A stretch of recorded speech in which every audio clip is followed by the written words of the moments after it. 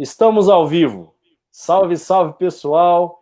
É uma alegria imensa. Conversa no Batuque aí, mais uma edição aqui pelo Facebook, fazendo um bate-papo com um grande batuqueiro, um percussionista de mão cheia, historiador, compositor, cantor, um cara muito versátil, né?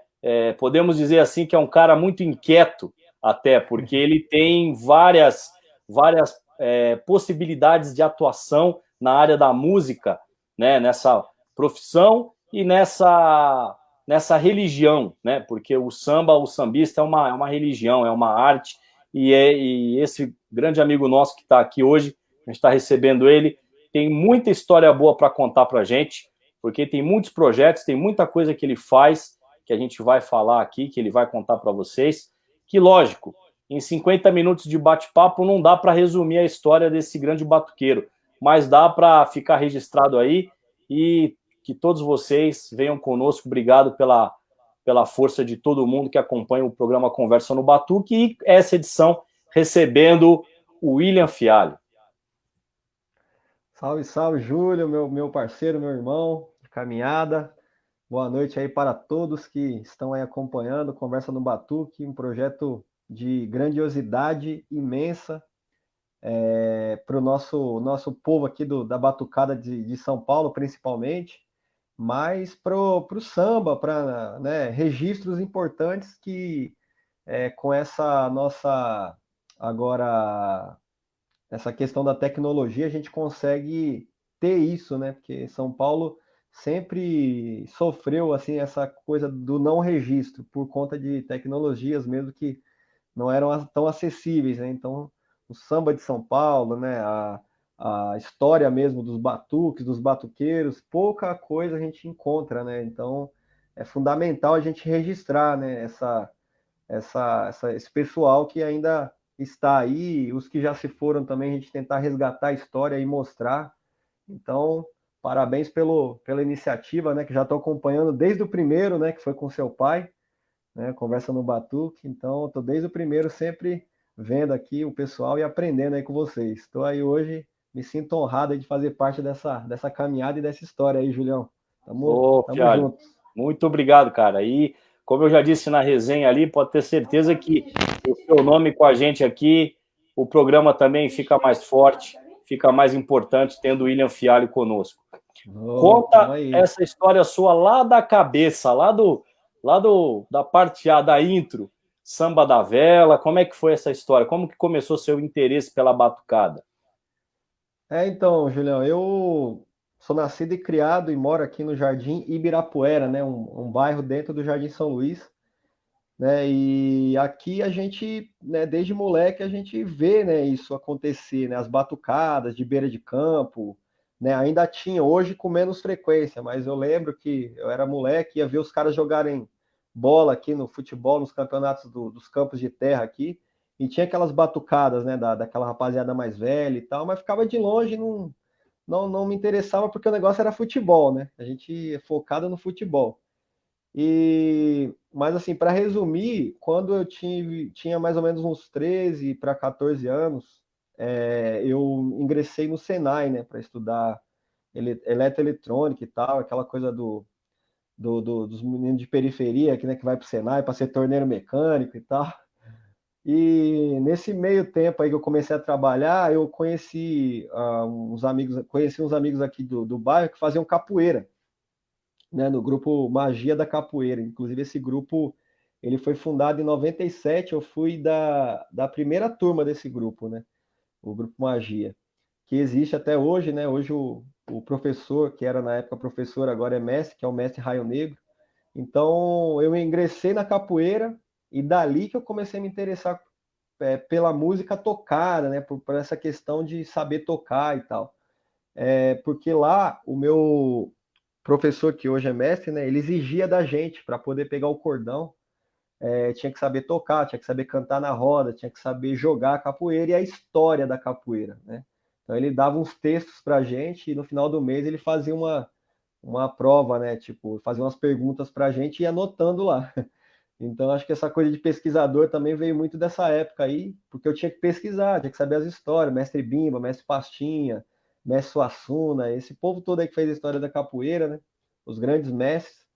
E eu comecei a me interessar. E aí, por ele dar essa cutucada da gente para poder aprender a tocar, eu no decorrer dessas aulas, né, dessa vivência lá com a capoeira, eu comprei um pandeirinho para mim, né, esse pandeirinho de forró bem meia boca mesmo, para não sabia, né, que era pandeiro profissional, nada aí, nem tinha como comprar.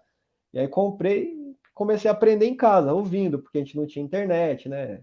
A internet veio depois com a coisa da internet de escada, eu não tinha acesso à informação, então eu comecei a aprender em casa ouvindo. Então eu ouvia o som que estava sendo tocado no disco e eu tentava reproduzir tocando, batendo no pandeiro, né? Aí eu aprendi, inclusive o primeiro toque que eu aprendi no pandeiro foi o de partido alto, né? Que era o tapa e o dedão e tal. Então eu fui aprendendo ouvindo os discos. E por eu crescer, né, sob a influência desses sambistas ali da década de 70, que meu pai ele curtia muito, né? Até hoje ele gosta muito. Então na minha casa também tinha essa coisa da influência vinda do que meu pai ouvia, Bezerra da Silva pra caramba, Clara Nunes, AGP, Benito de Paula, muito Martim da Vila. Então eu cresci sob esse ambiente desses sambistas. E aí, em 95, que eu também peguei um gosto muito grande pela obra do Zeca Pagodinho, né? Que foi chegando pra gente. E em 95 o Zeca estourou com Samba Pras Moças, né? Que é aquele disco Encandeia, Encandeia, né? O samba do Rock Ferreira. E aí eu comecei a ouvir muito o Zeca. E o Zeca tem aquela questão da batucada em evidência nos discos, né? Os pandeiros, Bira Presidentes, Guleba, né? Paulinho da Aba. E eu comecei a ouvir muito esses discos. E dali eu fui, né, tentando pegar aqueles sons e tirar naquele pandeirinho. Em 97 o Zeca lançou também o Faixa Amarela, que fez muito sucesso, né? E aquele disco também é uma obra-prima, assim, né, em termos de batucada, sonorização. E eu ouvia muito aquilo ali e fui aprendendo na raça mesmo, assim. Aí quando eu fui ver, a gente já estava montando um grupinho aqui no bairro, aquele negócio de molecada. Ah, vamos tocar numa festinha aqui e tal, aquela coisa de festinha, né?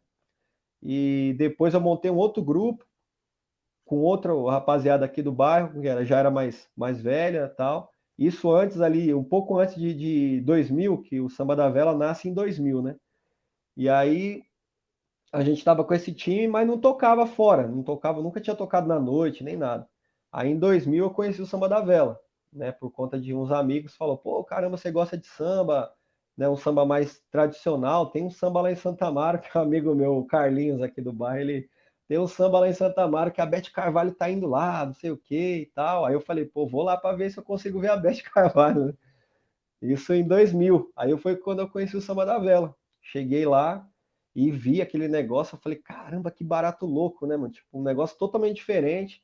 Só tinha compositor quando eu cheguei, não era essa, né, febre toda ainda, mas já estava sendo propagado pela questão da Beth estar frequentando às vezes lá, né? E eu falei, caramba, meu, que louco. Era lá no Ziriguidum Bar ainda, no bar que o Chapinha fundou, né? Ele fazia um trabalho lá com música e tal, e segunda-feira aconteceu o Samba da Vela. E eu fiquei maluco, mano. Falei, caramba, é aqui que eu vou me aportar, né? Aí cheguei lá e fiquei frequentando o tempo e tal. Aí começou, aí teve uma segunda-feira que eu lembro que o Chapinha falou assim, então, gente, tá rolando um samba de sexta-feira aqui, uma roda de samba, quem quiser vir curtir, quem tiver algum grupo também, quiser se apresentar, o espaço está aberto. Aí tinha um menino do meu grupo, que ele já era mais velho que a gente, já tinha rodado assim, tocado na noite, e ele conhecia o Chapinha desde a época daqui do bairro, aqui do Monte Azul, né, quando ele tinha um antigo bar aqui no bairro. E aí ele falou, pô, vou trocar ideia com ele para ver se a gente vem se apresentar aqui numa sexta-feira. Aí ele foi, acabou o samba da vela, a gente tava ali na hora da sopa ali e tal, trocando ideia, e ele falou, ó, vou chegar no Chapinha e vou dar ideia nele, pra gente vir na sexta aí. Aí chegamos, conversamos com ele e tal. Ele, não, vem na sexta-feira, vem na sexta-feira. Tá aberto aí o espaço para vocês se apresentarem. Aí ensaiamos a semana toda, sabe, aquela coisa de, puta, e agora, como é que vamos fazer, né? Subir no palco a primeira vez. Aí, mas foi legal. Ensaiamos o repertório. Falou, pô, a gente tem que chegar com as brasas, não dá para chegar com qualquer tipo de samba lá, né? Pô, lugar que tem o samba da vela, toda essa questão. Então vamos. Aí, meu, foi ensaiar uma semana toda, de terça até sexta-feira, no último horário, a gente estava ensaiando. Aí fomos lá, nos apresentamos. Aí começamos a tocar toda sexta-feira, mano, lá no Zerguidum. Pá, pá, pá. Foi indo, foi indo. Daí, quando o Samba da Vela foi para Casa de Cultura, nessa transição, né? Aí eu já não tava com a rapaziada mais, assim, os meninos, uns começaram a trabalhar, outros, né, não tava tendo mais como levar a questão do grupo. E eu persistindo, né? Eu persistindo, e aí o Chapinha viu que eu tinha, sei lá, algo a trazer, né, de contribuição, assim, e ele me convidou nessa transição do Samba da Vela para a Casa de Cultura. Ele, né, deu uma força e falou: ah, pô, vou chamar você qualquer dia para tocar lá na roda com a gente. Falei, putz, caramba. E, né, naquela época, para chegar ali na roda de Samba da Vela era treta, os caras olhavam torto. Eu falo com os caras até hoje: "Ô, vocês metiam mó mala, meu. Foi treta. Eu tive que mostrar o meu valor mesmo para poder ficar lá. Mas isso é natural, né, mano? Também tem que ter aquela testagem da febre ali para ver se o cara é ou se não é, né, mano? Senão qualquer um entra, qualquer um sai e vira bagunça. Então eu conto minha trajetória mesmo, assim, a partir dos anos 2000. Eu comecei antes, mas não era nada profissional. A partir dos anos 2000 que eu conheci o Samba da Vela, aí eu já comecei a, né, ir pra noite, né, toquei alguns negócios de festivais e tal. Tinha muita casa de samba aqui na Zona Sul, né? Infelizmente foi uma perda que a gente teve com essa questão do olho grande dos donos de casa. Então, assim, Botequim, né? Botequim Bar lá na Atlântica, na Robert Kennedy, era uma casa muito emblemática, né? Trouxe grandes sambistas aqui para a Zona Sul, rapaziada também do pagode ali dos anos 90, e foram se perdendo, foram acabando, né? Essa avenida era lotada de casa de samba. E aí eu comecei a tocar em alguns lugares, né, por ali, né? E aí eu fui para a noite. Então, a partir dos anos 2000 foi que eu dei esse start assim mesmo na minha trajetória musical. E aí fui seguindo, mas esse foi o início. Tentei Pô, que resumir aqui legal. porque é muita Bom ideia. demais. Ah, coisa linda, é isso aí. A gente vai aprendendo com as histórias. E aí, na vela, foi também a sua estreia também como músico, né, como músico profissional, percussionista, mas também como compositor, né? Então, lá no Samba da Vela tem esse, entre aspas, né, critério para você poder ali permanecer, vamos dizer assim, na roda de samba. Você tem que ser compositor, porque senão fica meio sem sentido, né? Um projeto para compositores. Aí eu lembro que o Chapinha ele pegava muito no pé, né? A gente novo, né? Eu tava com 16 anos, sei lá, na época, e ele pegava muito no pé, assim, ele, pô, e aí, meu, vai chegar um monte de cara de fora e vai mostrar samba, vocês são da roda, não mostra nada e tal. Aí também o Paquera também pegava no pé, o Magno Maurílio também, os caras, não, mas vocês têm que mostrar música. Na época da capoeira, eu arriscava ali fazer uns versinhos, eu sempre fui muito bom, assim, de português, né? Apesar de eu não gostar da matéria, eu sempre me dei bem em português e história. É aquela coisa de nada é por acaso, né? Então, redação, às vezes eu fazia prova, assim, igual, por exemplo, para alguns cursos que eu fiz, eu acertava, eu dava pontuação máxima em redação, né? Então, eu sempre gostei dessa coisa de escrever mesmo, assim. Então, na época da capoeira, o professor, né, o mestre hoje, ele incentivava a gente também. Pô, inclusive em 97 eles gravaram um disco, né, que eu até tenho esse disco aqui, do Grupo Magia, e ele falou, pô, quem tiver algum verso, alguma ladainha, alguma coisa nesse sentido, traz para a gente fazer uma peneira para ver se entra no CD do grupo, né, do Grupo Magia. E aí eu arriscava ali, mas não mostrava, sabe? Tipo, ficava com vergonha e tal. Então já estava exercitando. E quando eu fui, né, frequentando o Samba da Vela, aquela coisa de você vivenciar vai te, né, incentivando, vai te inspirando, né? Pô, só música brasa, assim, só compositores, né, ótimos. Então, você vivendo aquele ambiente, naturalmente você vai tendo aquela questão de criar. E aí, com esses empurrões, né? Pô, vamos, meu, tem que mostrar música, não sei o quê. Aí até que eu mostrei Ficou um fácil. samba lá, a gente fez meio que, entre aspas, de brincadeira, voltando numa madrugada. A gente foi tocar lá na Vila Madalena e voltando com o Chapinha assim, ele falou, pô, e aí, meu, vocês não vão mostrar música? Tem um caderno novo aí para começar, vocês têm que mostrar música, falando para mim e para os meninos, os meus parceiros nessa música aí.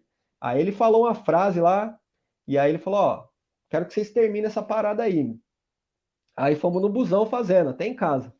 Tá? Aí chegou em casa, a gente, lá no Terminal João Dias aqui, a gente acabou o samba. E aí no caderno a gente mostrou, aí entrou no caderno, na sequência entrou no primeiro CD lá do Samba da Vela.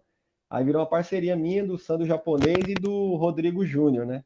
E aí, pô, a gente foi correndo trecho assim como compositor, né? Estamos ainda no aprendizado, né? Sempre melhorando, aprimorando.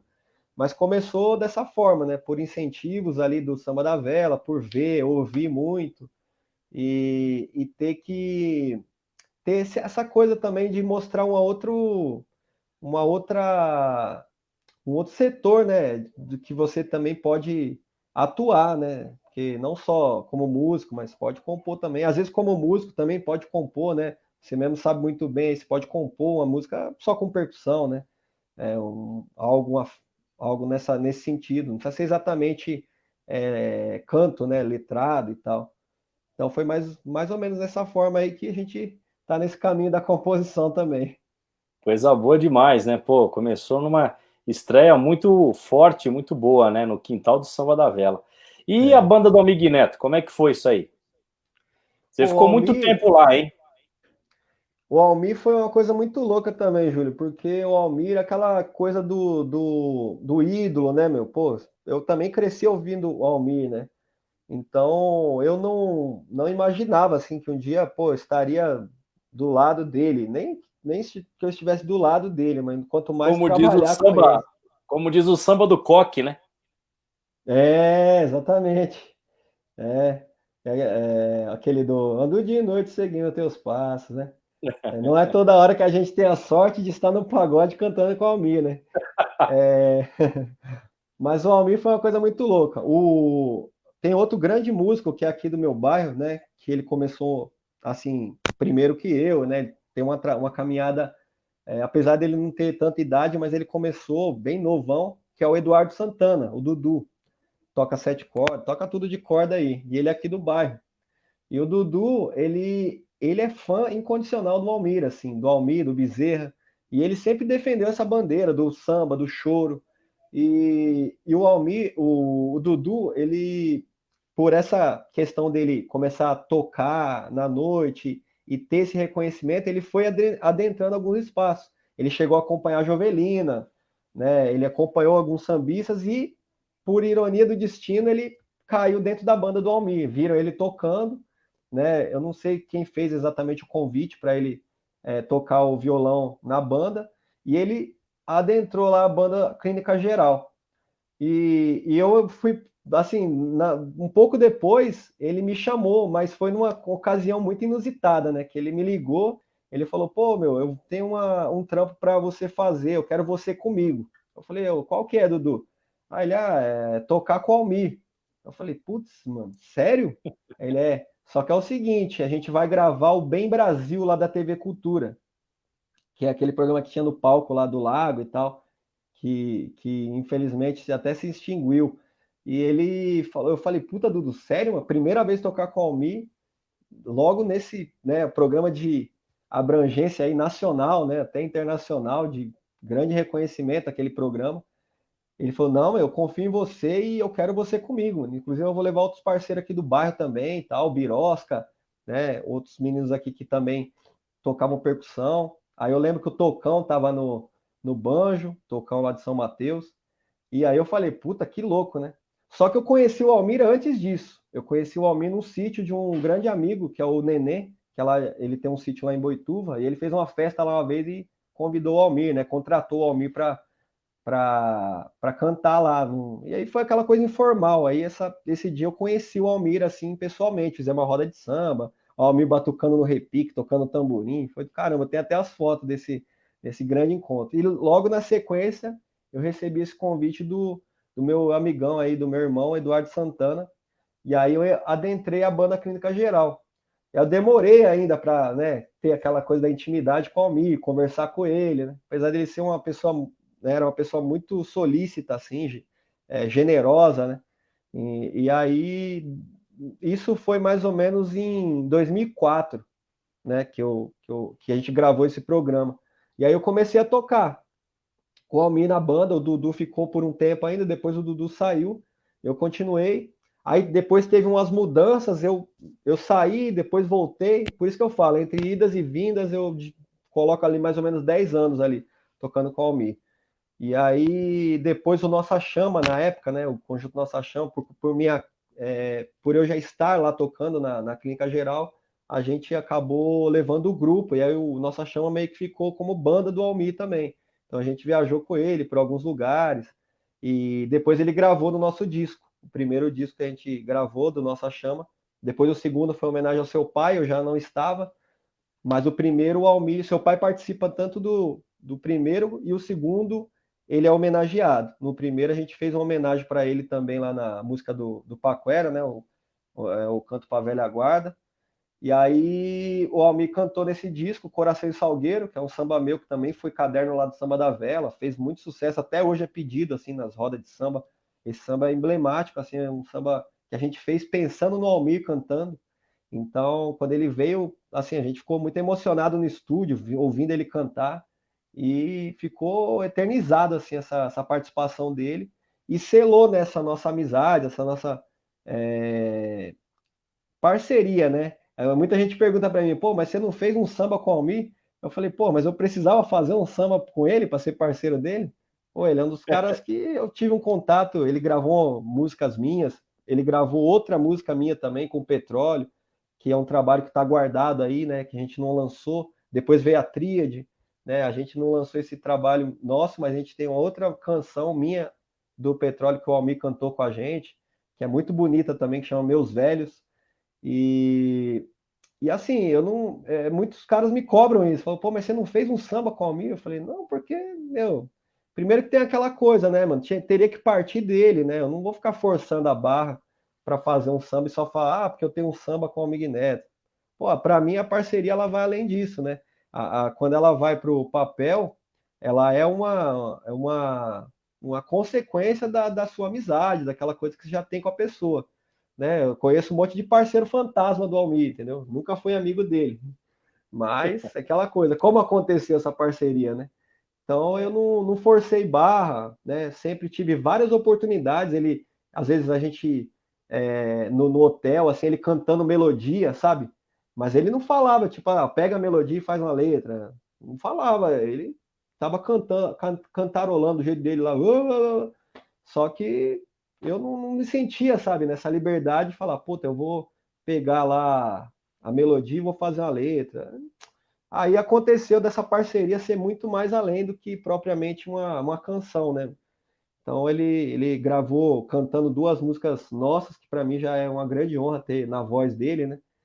E a gente fez essa conexão que foi, para mim, uma das coisas mais gratificantes, né, mano, na carreira, porque é um ídolo mundial, né? Um cara que foi pro mundo, assim, assim como seu pai também, que é putz, eu tenho um carinho, respeito. Eu não sei se ele falou para você, eu fui esses dias lá na casa dele, antes dele se mudar, eu fui lá, a gente conversou bastante e tal. Eu tenho muito respeito pelo seu Oswaldinho também, putz, assim, é ídolo também, né? Ídolo também que a gente conseguiu ter essa amizade. Então, para mim, essa é a parceria real, né? A música depois se rolar a gente faz. E desses vários, né, vários sambistas, vários ícones, ídolos, né, que você já trabalhou, já tocou, já acompanhou, né, Monarco, e tanta gente aí que é difícil até de enumerar, né, graças a Deus, é uma trajetória sua vitoriosa, né, brilhante. O que é que você mais leva, né, na sua mala, né, na sua bagagem, das dicas, dos conselhos, do aprendizado dos mestres, né? Que você já acompanhou e já trabalhou, de todos os mestres do samba que você já teve oportunidade.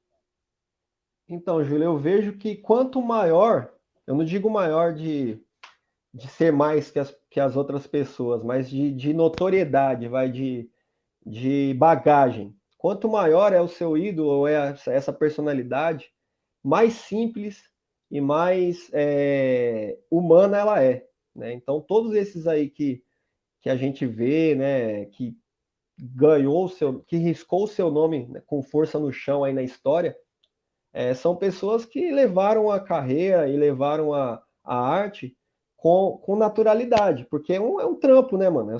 É uma profissão. Então, a sua profissão você tem que ser o melhor que você puder dentro dela. Então, eles se consolidaram por esse fazer, né, de grandiosidade com atenção, com respeito ao trabalho, com disciplina. Então, o que eu levo assim por esses grandes mestres assim que eu cheguei a conviver, ter contato amizade, né? Muitos a gente acompanha e acaba não tendo amizade, mas a gente convive naqueles momentos, né? Eu vejo que é a simplicidade, né? E aquela coisa de repassar o conhecimento, né? Porque todos esses que eu tive amizade ou que eu só fiz algum trabalho ou outro, mas eles têm essa preocupação de transmitir o conhecimento e deixar algo para a próxima geração. Isso é algo que a gente tem que ter conosco, assim, né? Porque o objetivo, nosso objetivo de vida é a próxima geração. Porque nós não vamos ficar aqui, né? Ninguém vai ficar aqui. A próxima geração vai ficar. Então a gente tem que sempre pensar nisso. O que eu vou deixar para a próxima geração? Qual que é o meu legado? Inclusive o seu pai, na conversa que a gente teve mesmo, ele falou muito isso aí. Ele falou assim, a minha preocupação a vida toda foi essa, o que eu vou deixar como legado para a próxima geração? Porque vai chegar um momento que nós não estaremos aqui mais. E aí? Você vai se apagar depois que não estiver aqui mais, ou você vai continuar vivo, né, na memória das pessoas, através da sua obra, o que você fez? Então, o maior aprendizado que eu tive com esse povo todo aí, os mestres e tal, foi isso, né? A preocupação com os mais novos, a simplicidade e a, aquela coisa do respeito com a arte, o respeito com o seu afazer, né? Com o que você propôs a levar adiante como profissão. E Sim. como missão, né? Profissão e missão também. Então, todos esses mestres aí, o outro também que eu tive, uma sorte imensa, assim, de me aproximar dele foi o Luiz Grande, né? Nos últimos anos de vida a gente ficou muito junto, assim, por conta de uma homenagem que a gente fez para ele. Ele participou desse disco que o Almir tá, que esse disco que tá guardado, ele cantou um samba nosso também, que é na linha dele. E a gente pegou uma amizade muito grande. E assim, eu falei, caramba, um cara gênio, um gênio assim da nossa arte, né? E a simplicidade que ele tinha, né? Tanto que quando eu trouxe ele para São Paulo para a gente fazer uma homenagem para ele aqui, né? Depois dessa gravação, a gente pegou uma amizade, não foi por aquela questão de ser o Luiz Grande, mas sim pela pessoa e a recíproca que ele teve com a gente. Então nós trouxemos ele para cá, eu fiz um samba em homenagem a ele também, com Emerson Urso, e eu trouxe ele aqui para casa, assim, eu falei, pô, seu Luiz, eu não sei se o senhor se incomoda, mas acho que, né, a gente pode pagar um hotel pro senhor, tal, mas acho que fica aquele negócio de contratado e contratante, né, perde aquela coisa, né, a gente é amigo, tal, ele, não, pô, nós somos todo mundo, nós somos do subúrbio, não sei o quê, aí ele ficou na maior, né, boa vontade, assim, prestativo. Então, esses mestres aí, eles dão tudo assim de mão beijada pra gente, né? É só parar e perceber que o aprendizado está a todo momento. Então, a gente colhendo esse aprendizado e transmitindo para frente aí, para os próximos que estão vindo. Caramba, que legal. E conta um pouco pra gente sobre esse documentário dos compositores, né, do Bezerra da Silva, que você participou em 2016. Pô, que legal, cara. Como é que foi isso aí? Pô, esse outro cara também que, assim, eu cresci sob as influências dele, né? E eu gosto muito do posicionamento, né? Bezerra da Silva foi um cara que sempre bateu de frente e colocou as opiniões e as convicções dele na música. Então, eu sou fã desde molequinho, né? Os discos que eram do meu pai, eu tomei de assalto, eu sempre falo isso nas ideias. Os discos do meu pai tinha do Bezerra, eu peguei para minha coleção, né? Meu pai agora ouve comigo aqui quando eu tô ouvindo, mas eu também cresci sob essa influência do Bezerra e eu sempre pesquisei muito, tal, a obra, né? E o Bezerra, por ele ter sido um cara um artista muito censurado, então tem muita coisa dele que a gente não acha, né? Muitas histórias, né? Mas sempre pesquisei, pesquisei, pesquisei. Aí depois cheguei naquele documentário onde a coruja dorme, que é emblemático aquele documentário, né? Todo mundo tem que assistir aquele, na questão tanto social quanto cultural do samba. É muito forte aquele documentário.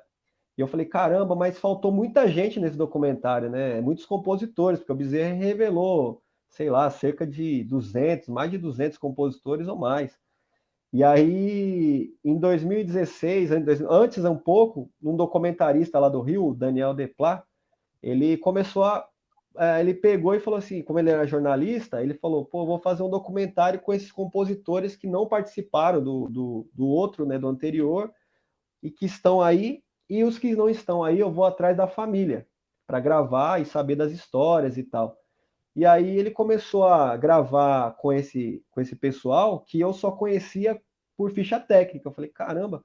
E eu comecei a ver os rostos, né? E eu pesquisando pela internet, achei o canal do Daniel Deplat e comecei a ver, caramba, o seu Nilo Dias, Raimundo de Barros Filho, Gil de Carvalho, são esses caras aqui e tal.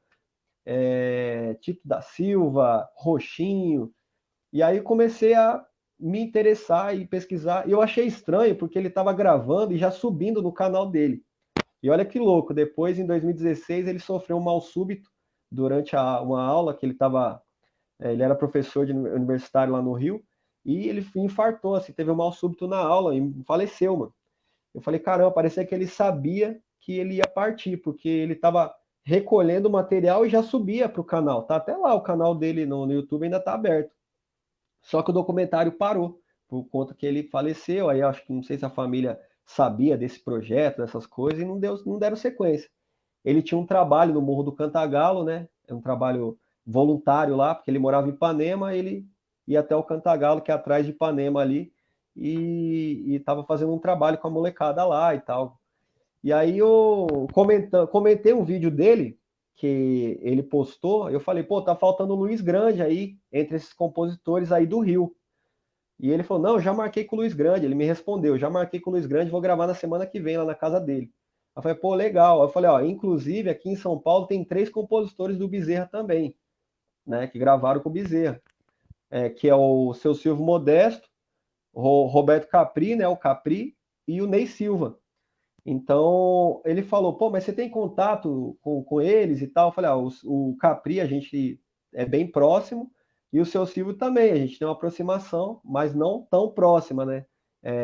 Já tinha acompanhado ele algumas ocasiões, mas eu era muito amigo da filha dele. Eu sou muito amigo da filha do seu Silvio, a Janaína. Aí ele falou, pô, você tem como trazer? O Ney Silva já não tinha tanta aproximação, assim. Aí eu falei, os dois eu acho que eu consigo levar aí para o Rio para a gente participar dessa gravação. Que ele falou, ó, vai rolar uma gravação no Morro do Cantagalo, tal dia, num domingo.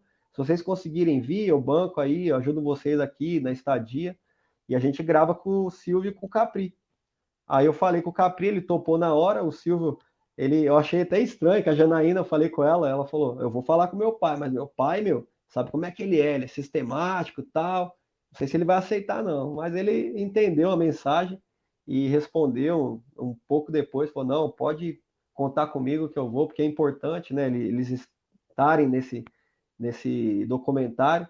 Aí a gente foi lá, fizemos um bate-volta, subimos o Morro do Cantagalo, passamos um dia lá com os compositores, e depois eu peguei uma amizade com eles. Aí no ano seguinte eu fui para o encontro lá na Baixada Fluminense dos compositores e amigos do Bezerra, né?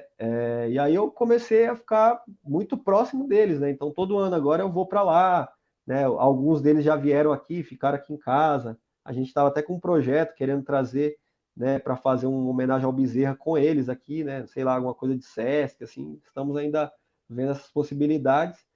E o Bezerra propriamente eu não tive contato, cheguei aí num show só do Bezerra, que foi até no Bem Brasil também, em 2002, 2003, foi Bezerra da Silva e Germano Matias. E, inclusive o seu irmão, né, eu acho que o seu irmão estava até na banda do Germano. E aí foram os dois, né, no Bem Brasil. Foi a única vez que eu consegui, né, ver Bezerra da Silva mesmo ao vivo e tal. E aí, hoje, estar com esses compositores é muito louco, porque eles fazem parte, né, de toda a trajetória do Mestre Bezerra, né? Construíram a carreira dele, juntamente com o talento do Bezerra e tal. E aí, estar esse QG de compositores aí de verdade é mesmo que estar com o Mestre Bezerra, né? Então, eu tive essa sorte aí também por questões também da gente levar a sério, né? Ir atrás, pesquisar e tal. Eles também reconheceram, né? Falaram, pô, caramba, os meninos lá em São Paulo também têm esse trabalho. E também eu venho nesse meio tempo, né? Trabalhando também entre pesquisas com o pessoal de São Paulo, né? Que foi uma coisa que seu pai sempre me cobrou, assim, né? Sempre ele me via, ele falava, não, tem que dar uma atenção ao pessoal de São Paulo também, não sei o quê, e tal. E aí a gente também está com esse intuito, né? Já há alguns anos de valorização dos compositores, da nossa rapaziada daqui. Esse projeto da Tríade também, ele vem com esse intuito. E a questão do pessoal do Bezerra foi também porque, como eu te falei, é a recíproca, né? Não é porque os caras eles são compositores do Bezerra, eles são lá do Rio, eles não, porque a resposta deles para com a gente foi a mesma da gente para com eles. Então, houve essa sintonia, né? E eles, pô, Sim. vira e mexe, estão mandando mensagem, falam, tenho parceria com alguns já, o Roxinho, o Raimundo de Barros Filho, e tamo lá, sempre que a gente pode, a gente tá lá junto com eles. Ah, coisa boa demais. Agora, fala pra gente também desse trabalho da Tríade, né? É, Muito importante. Você juntou aí, né? Junto com a turma toda aí, os três compositores aí. uhum. E qual que é o objetivo, né? Da Tríade para o pessoal saber acompanhar nas redes, né? Que a gente também está atento. A gente acompanhou um projeto muito bonito, as músicas, show de bola, um trabalho maravilhoso que deve ser sempre falado aí, citado como um dos grandes trabalhos aí também, né? Que você também faz Então, parte. é, então, esse trabalho também, ele tem o vínculo direto com o Samba da Vela, né? Porque o encontro, né, tanto o meu encontro com o Caio Prado e com o Jonatas Petróleo foi através do Samba da Vela, né? O Caio é um cara pioneiro nesse movimento de comunidades em São Paulo. Ele começou lá com o pessoal, lá no Mutirão do Samba. Não sei se você chegou a frequentar lá, mas isso foi antes dos anos 2000, 97, 98, porque aí tava Paquera, Cuca, né, o Douglas Germano, no caso, que no caso você faz um trabalho aí com ele. E sambistas, né, ali do Camisa, do Vai Vai, o pessoal que estava um pouco meio descontente com as escolas de samba, né, e começaram a se reunir. E foi lá no Mutirão do Samba, eles começaram esse projeto de cantar samba inédito e tal. Depois o Caio levou isso e organizou com o pessoal lá em Osasco, que é o projeto Nosso Samba, né, que virou o projeto Nosso Samba. E o Samba da Vela vem na sequência. Então o Caio ele é mais dessa época, a gente veio depois, mas nos anos 2000 eu conheci o Caio lá no Samba da Vela. Ele depois se afastou por questões pessoais dele. E o petróleo logo na sequência, 2004 mais ou menos, 2003, 2004, o petróleo apareceu lá na vela. Então nosso encontro foi lá. E meio despretensiosamente, né, nos últimos anos agora que o Caio retornou ao Samba da Vela, a gente fez uma parceria, um samba, né, falou, pô, a gente queria muito compor um samba com o Caio Prado e tal. E aí o Caio uma vez ele me chamou lá uma certa segunda-feira e me mostrou um samba que ele estava fazendo, e ele citava o nosso nome em homenagem a nós, né? Aí eu falei, pô, quem somos nós, né, para para ser homenageado aí e tal, pelo Caio Prado e tal, mas ele falou, não, vocês têm que estar aí em evidência, o nome de vocês, pô, vocês fazem a coisa acontecer. Aí eu peguei e falei pro Petróleo, falei, ó, o Caio deixou uma primeira lá pra gente, vamos fechar. E aí a gente pegou e citou ele. Então ficou uma homenagem recíproca aqui dentro do mesmo samba. Mas a gente cita seu pai, cita os nomes dos compositores de São Paulo, né? Alguns. E aí a gente falou, pô, isso precisa ser registrado. Aí a gente pegou e falou, vamos gravar essa faixa. Aí fomos gravar, mas não tinha o nome assim exatamente do projeto. Mas aí o Caio, um certo dia, viu uma foto que bateram nossa lá no Samba da Vela, nós três, quando a gente estava apresentando o samba e tal, pegaram a gente meio de perfil assim. E ele fez um poema, um soneto, né? Que chamava A Tríade, né? Que seria aquela coisa da primeira, da terça e da quinta, né? Para a formação de um acorde, né? A mínima possibilidade de formação de um acorde musical. E aí ele fez a primeira, a terça e a quinta a tríade, ele fez lá o soneto, e aí desse soneto surgiu o nome do projeto. E quando a gente foi gravar a faixa, aí já tava, né, pô, é a tríade e tal, e CPF por conta das iniciais, né? Caio, Petróleo e Fialho. E aí a gente gravou a música e gravou o clipe para valorização dos compositores do sambista de São Paulo. Esse clipe, tá? Luizinho SP, Fabiana Cosa, seu pai, Capri, Silvio Modesto, seu Dadinho, seu Carlão do Peruche. A gente fez o Everson, né, do quinteto. Na época não estava o quinteto mais, mas ele representando ali São Mateus, né? Então esse clipe ele é um clipe meio que assim documentário, né? Ele tá nas redes aí revendo conceitos. E aí do clipe pintou a ideia de falar, putz, vamos fazer um trabalho junto. Aí fizemos umas apresentações só nós três, totalmente enxuto. Era um cavaquinho, um pandeiro e um tantã, a gente se multiplicava ali em determinada música, pegava outro instrumento, fizemos algumas apresentações e falou, pô, o público está respondendo, o público está entendendo. E a ideia desse projeto era cutucar mesmo o sambista, cutucar nossa classe, nossa geração, ó, vamos acordar, gente, vamos falar dos nossos, vamos reconhecer quem está do lado, né? Tem muita gente boa que está aqui do lado e às vezes está procurando lá em Portugal, o cara está aqui do seu lado, aqui compondo, né, tão bem igual o cara lá de fora, ou o cara de outro estado, né? Nada contra, mas essa autovalorização que nunca a gente teve, né? E registrar os nossos, incentivar a velha guarda. Então a tríade ela nasceu com essa inquietação, né? É uma inquietação, um trabalho que se você pegar nosso disco, não tem música de amor, não tem um samba romântico no CD. É só samba com crítica ou social, ou criticando construtivamente o nosso movimento, né? Denúncia. Tentando construir através do nosso ponto de vista. E esse trabalho surgiu assim. Aí a gente fez um show no Sesc, né? Um projeto que a gente fez no Sesc. Seu pai também, inclusive, participou desse show, foi uma das atrações, lá no Sesc Pompeia, a Tríade, só que não tinha disco. E quando gravaram o áudio desse show, a gente falou, mano, a gente tem que registrar esse trampo em CD, mano. Né? A gente chegou à conclusão, o Petróleo falou, puta, vamos gravar isso aí, meu. Porque foi muito legal o show, sabe? A gente levou uma banda assim de apoio e a gente começou a gravar o disco naquela ralação, junta grana, tal. O CD tá aí na praça.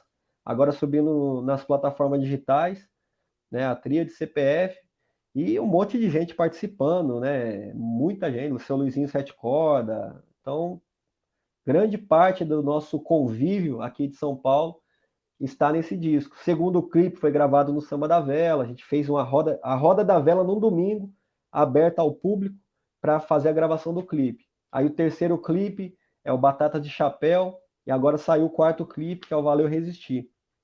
Gravado aqui na Quebrada, entendeu? Muito Aqui para bom, muito molecada bom. aqui. Então, essa questão a tríade vem com esse propósito, de nos situar na linha do tempo. Pô, da onde você vem? Né? Ah, eu venho do boteco do seu Joaquim ali. Oh, legal, mas caramba, você tem um lugar de origem, né? Quem foram as suas influências lá no seu lugar? Essa coisa do pertencimento, né? Porque senão você fica solto no ar, né? Você pega os sambistas da antiga, todos tiveram uma ligação com algum lugar. Ou era um terreiro de religião de matriz afro, ou geralmente era escola de samba. Todos os sambistas da antiga têm uma ligação com alguma escola de samba. Porque, pô, da onde você veio? Não, e surge muita gente assim, né, solta, e aí não tem raiz, não tem lugar de origem, né? Você pega seu pai, vai, né, seu Carlão, do Peruche, Silvio Modesto, camisa verde e branco, depois passou por outras escolas, depois acabou agora, né, se fixando no Pérola Negra, mas tem um lugar, Almi, Salgueiro, né, Nelson Cavaquinho, Mangueira, então eu tenho a minha escola, que é o Samba da Vela, eu tenho minha, né, depois, a partir do Samba da Vela, eu criei meus projetos também, né? Mas a minha escola mesmo de samba é o Samba da Vela, né? Porque eu não sou criado em escola de samba. Então é esse sentido que a tríade surge aí no nosso métier. E que recado que você dá, né? A gente já de cara quer agradecer, né?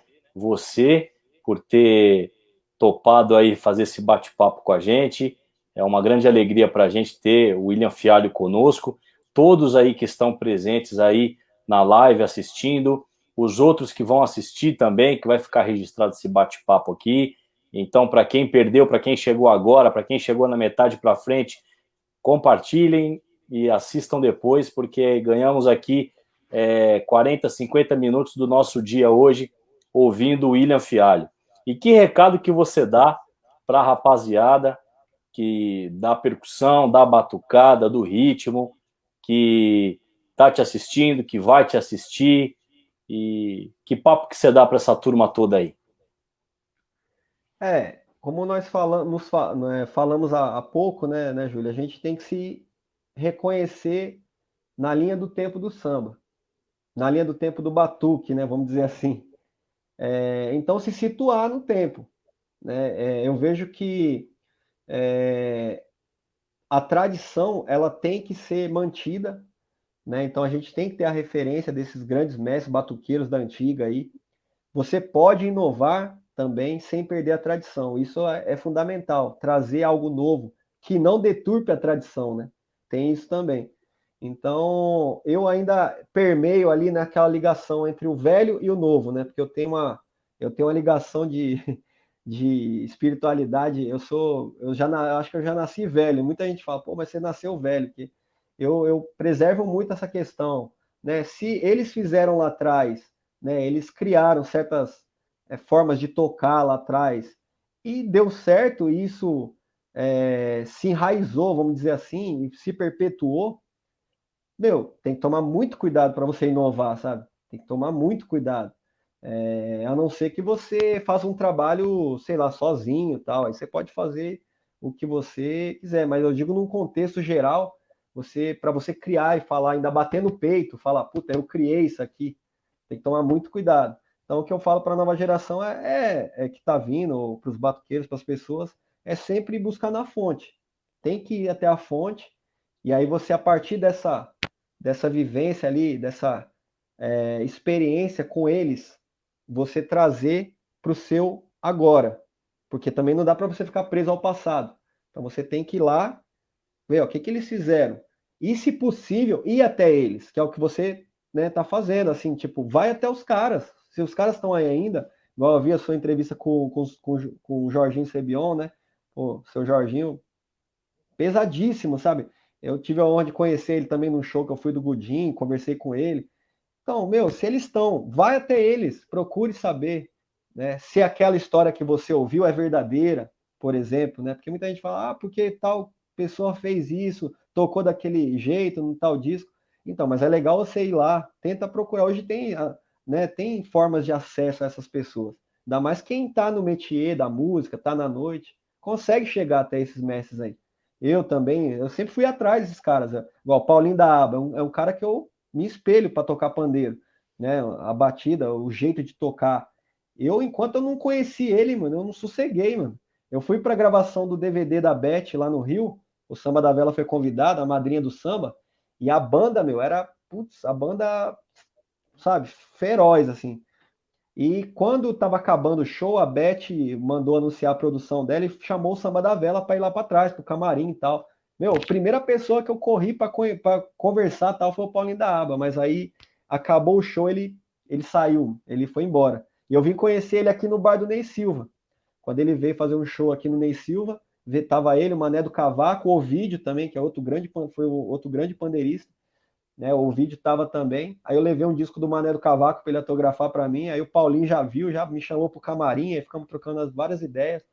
Então, assim, é ir atrás, né, mano, dessas referências, buscar na fonte, como disse o grande mestre poeta Solano Trindade, né, que seu pai homenageou, né, lá no Vai Vai também, lá num dos carnavais, foi um dos homenageados, seu pai estava lá presente, pesquisar na fonte de origem e devolver ao povo em forma de arte. Então, essa é a frase emblemática, né, que a gente precisa seguir, né? Independente da sua atuação ali. E a nossa dentro da batucada, vamos atrás dos grandes mestres, eles estão aí ainda, colher informação, né?